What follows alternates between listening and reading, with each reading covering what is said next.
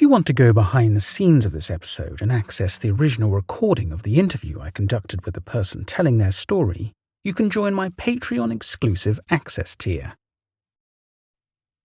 There are certain cases in the Valley of Victims of Supernatural Incidents where the lines for the beginning, the end, and the very core of the story get inextricably blurred together. Sometimes it isn't as simple as an accident that leads to a torturous journey with a harrowing ending. Or, on a more positive note, a tragic story that blows up into a paranormal visitation and facing one's fears in order to come out victorious at the other end of the fog of mystery. There are millions of stories that surround encounters with impossible creatures, connections with people long dead, and attacks from entities that are beyond the understanding of the world.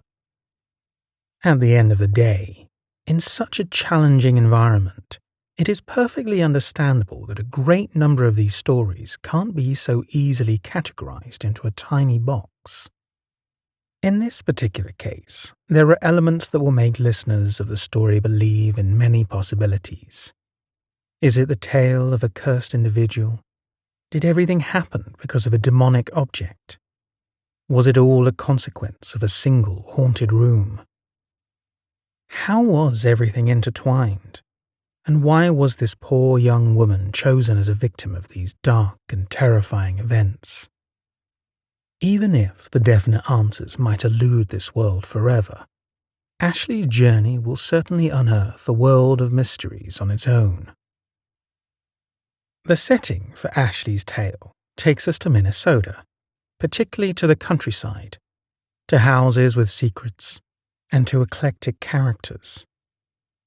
Right from the start, Ashley's story does more than disturb and unsettle anyone that comes in contact with retellings of her experiences. This should also be a story that tugs at people's heartstrings, for it includes one unfortunately common but notoriously cruel element in the world's most horrible stories. It all begins with a little kid. Ashley was barely around 10 years old when her life got irredeemably disturbed by supernatural events. At least, that's as she remembers it. Who's to say that the passing of time, the accumulation of trauma, and the brain's desperate coping mechanisms haven't erased the worst of it all, and the beginning of the story? After all, who could confidently confirm or deny that even at a smaller age the shadows under the bed never reached out to them? Who could be so sure that they never saw evil eye to eye, and only barely lived to tell the tale? What kind of horror did Ashley, or any of us, forget what we saw from our cradles, from the supposedly safe embrace of our parents' arms? From the recesses of her mind, Ashley can still pull a handful of paranormal incidents that serve as intercessors of the very worst that would soon take over her life. At the time when Ashley was around 10 years old and moved in with her father, who had recently remarried, she lived her first encounter with the supernatural in that unfamiliar house. Ashley slept in a room that was just across the hallway from a small studio that included a desktop computer with a worn-out chair in front of it. She quickly familiarized herself with the chair, the way to get comfortable, and the way to avoid making too much noise. It was this knowledge which woke her up one time in the middle of the night. The desk chair across the hallway was creaking. It started slowly, just a small creak in the quiet of the night. Something that she could easily convince herself she had just dreamed. But then it happened again, and again, and again. It was almost as if someone was rocking in that old chair. Ashley, naturally curious as any other kid, slowly crawled out of bed and moved on her tiptoes toward the other room. After slowly opening the door a crack, she was perfectly able to confirm her worst fears. The room was completely and absolutely empty. As soon as she heard another sound, she practically flew toward her room, swearing she would tell everything to her father the next day. She didn't suspect that her father would promptly shut down her fears without too much care. It only worsened some days later, when Ashley was assaulted by a vague but somehow much more frightening incident. It was a completely regular day. Nothing out of the ordinary had agitated Ashley's peace. Perhaps that was why she was so utterly disconcerted when, after taking a seat by herself on one end of the sofa in the living room, she soon became extremely and painfully aware of someone or something else sitting beside her.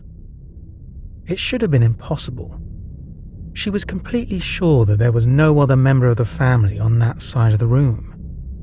She could see her father moving around the house, but she couldn't bring herself to look to her other side. She couldn't bear finding out what was, or wasn't, sitting beside her. It was an incredibly powerful presence, worse than feeling someone's warmth on her skin, worse than feeling their breath hitting the side of her face. It was just undeniable, and that froze her in place for a second that felt like an eternity until she was able to shake herself out of that trance and throw herself at the ground, then jump to her feet and run toward her father to explain what had just happened. It was then that Ashley's father, unfortunately, failed to properly address the supernatural events that surrounded his daughter. He explained that it was better if they didn't discuss that in front of his new wife.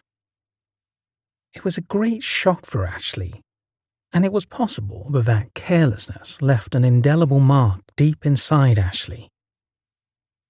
Since then, she tried so hard to ignore the obvious signs every time something deeply wrong and unexplainable happened, until it was too late.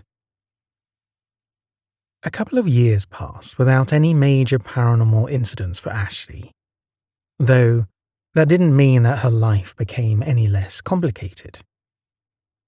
Slowly but surely, her life was transformed. Recreational drug use became a little more than that, until the point that eventually she would fear the effects that smoking weed had on her mind, her dreams, and the way she experienced the world around her. Perhaps she was right. Or maybe it was just a desperate attempt to find something to blame for things she couldn't explain. Unfortunately, Ashley's mental health was also on a downward spiral that would take time and great challenges until she would be able to bring herself to do something about it. This coincided with a time when she started living with her mother again. So, Ashley was around 15 years old. She lived on the outskirts of Faribault, Minnesota. She was profoundly interested in supernatural stories and all kinds of content. She didn't suspect her life would become one. Ashley happened to find good friends that shared her interest in the paranormal. It was debatable if it was an entirely good thing, or quite the opposite. One of these friends was a young man that had the peculiarity of having a mother that was exceptionally spiritual and claimed to be able to communicate with the dead. This particular friend once gave Ashley a gift that had the potential to change her life. It was a tiki necklace that he claimed was extremely special because it held a demon within. Ashley would have been fascinated by it, but she realized she didn't exactly believe him. Still, it was an interesting gift, and she didn't find it in herself to turn it down. She accepted the cursed tiki necklace, brought it into her house, sealed her fate, and for too long she seemed to forget the necklace even existed. The consequences started almost immediately. The next chapter of Ashley's life would come in stages, which grew from an eerie whisper to unsettling growls, and finally became screeching howls she couldn't ignore any longer. At first, it was nothing more remarkable than catching odd silhouettes in the corner of her eyes, almost everywhere she went. It was bothersome, but something she could easily blame on her deteriorating mental health or the abundance of drugs in her system. And yet, some part of her knew it wasn't true. There was nothing inside her making her see these shadows, those blurry silhouettes standing ominously in the corners and on the sides of the street. It happened again and again, ruining her day and making her nauseous. But she tried to push it down and tried not to talk about it at all.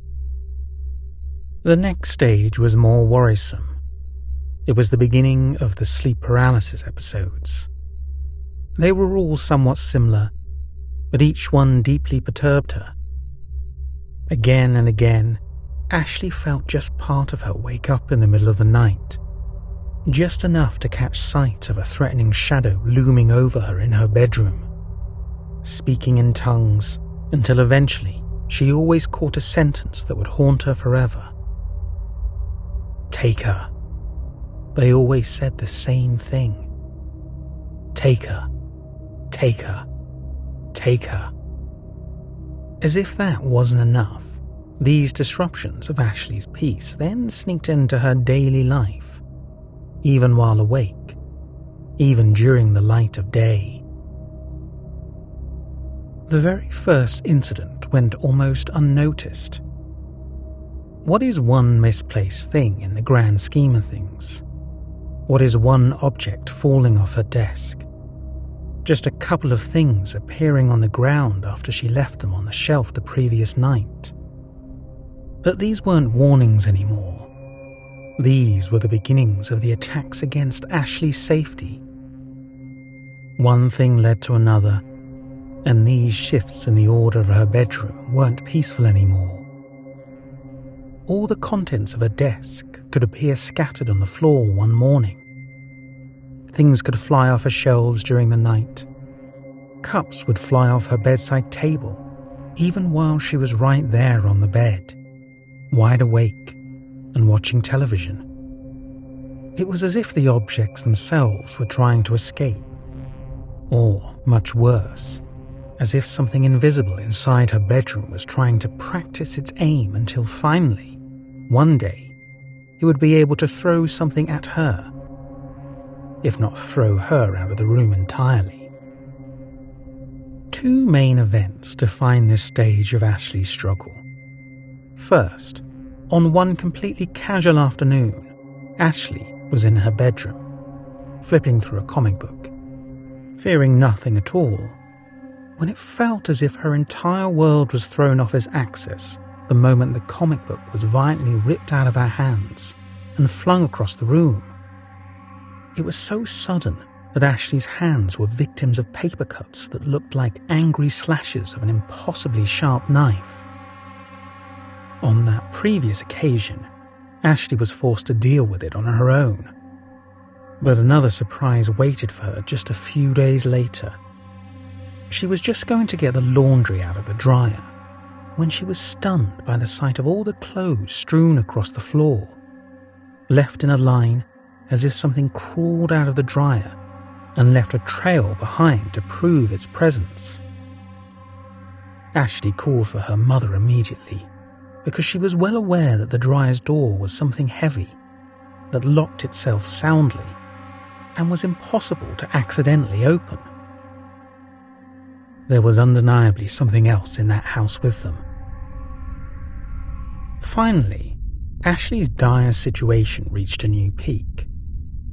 It felt like a culmination of every threat made over the course of her life. It was a particularly cold night, and although Ashley was getting somewhat used to the sleep paralysis, she wasn't expecting something that night, let alone something different, and even less so, something that could drastically change her mind, or perhaps even lose it.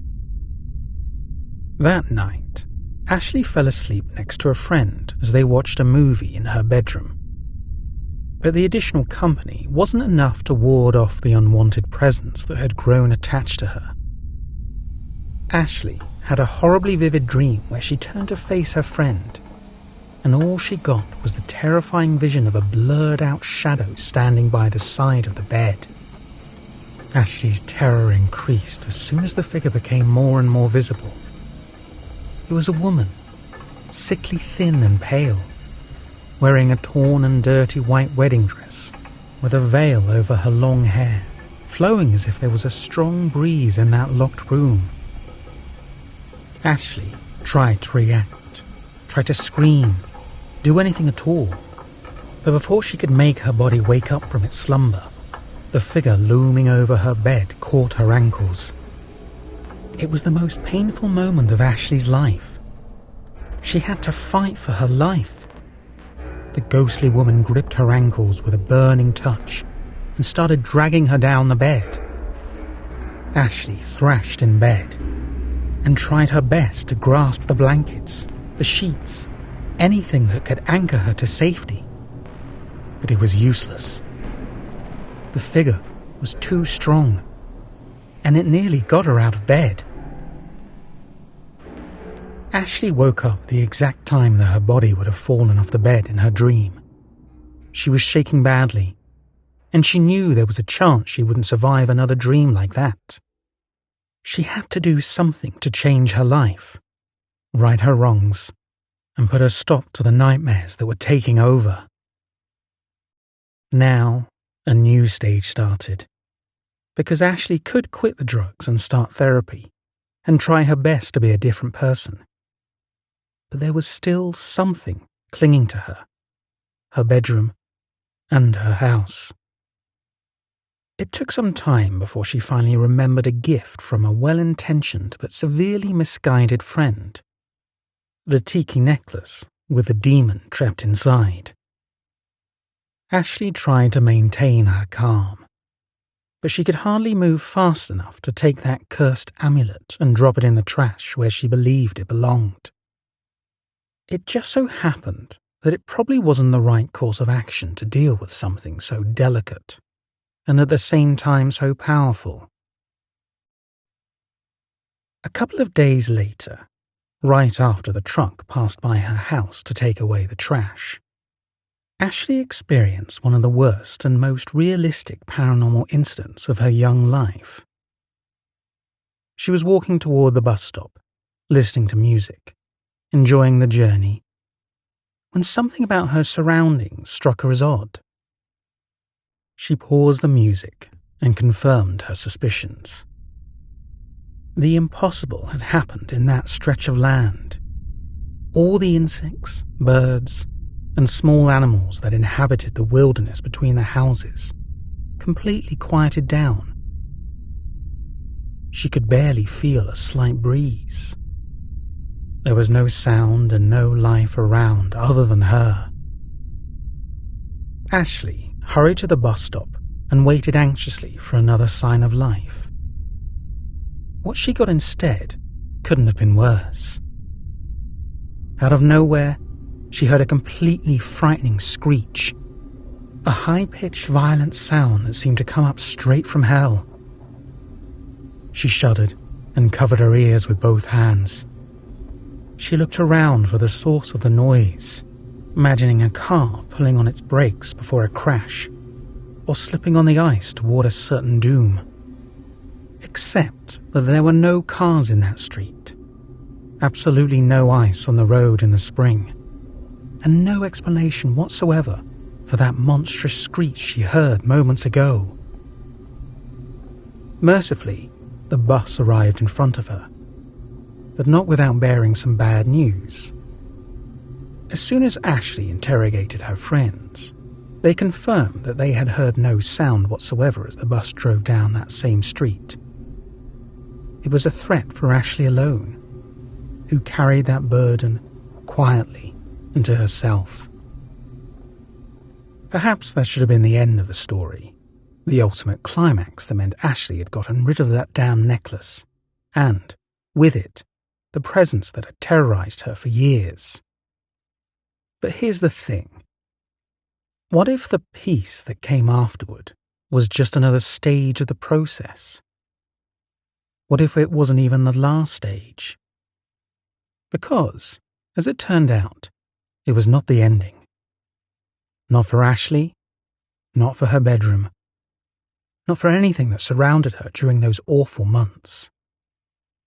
Although Ashley's life was significantly improved, there was some darkness that never left her since those days.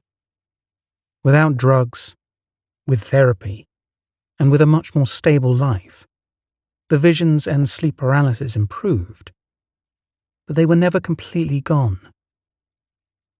Every now and then, there would always be a shadow standing on the side of the road, an ominous silhouette visiting her in her sleep. Worst of all, after she moved out of her mother's house and her mother moved into the room that used to be Ashley's, they soon found out that her mother was experiencing many of the terrible things that happened to Ashley. Scratches on the door that never left a mark, awful nightmares that feel more real than life, dogs getting scared out of their minds in the middle of the night. It was so undeniable. There was no clear beginning or end to Ashley's story. The darkness had touched her long before the cursed necklace, and it stayed behind her even after she got rid of it. She was only grateful that the worst was over. For now. This story was written by Dani Rahel Nieto and narrated by me, James Deverell. Thank you for watching this video. Again, if you enjoyed it, please don't forget to hit the like button, and if you don't already, subscribe to my channel. I have just launched the podcast version of this YouTube channel on all major podcast platforms, so don't forget to head over to Spotify or Apple Podcasts and subscribe.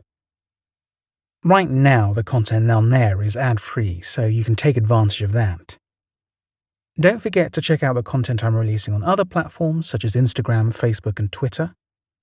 And finally, if you or anyone else you know has a story about anything related to high strangeness, please reach out to me with a brief description to stories@daredeverell.com. Thanks again for watching.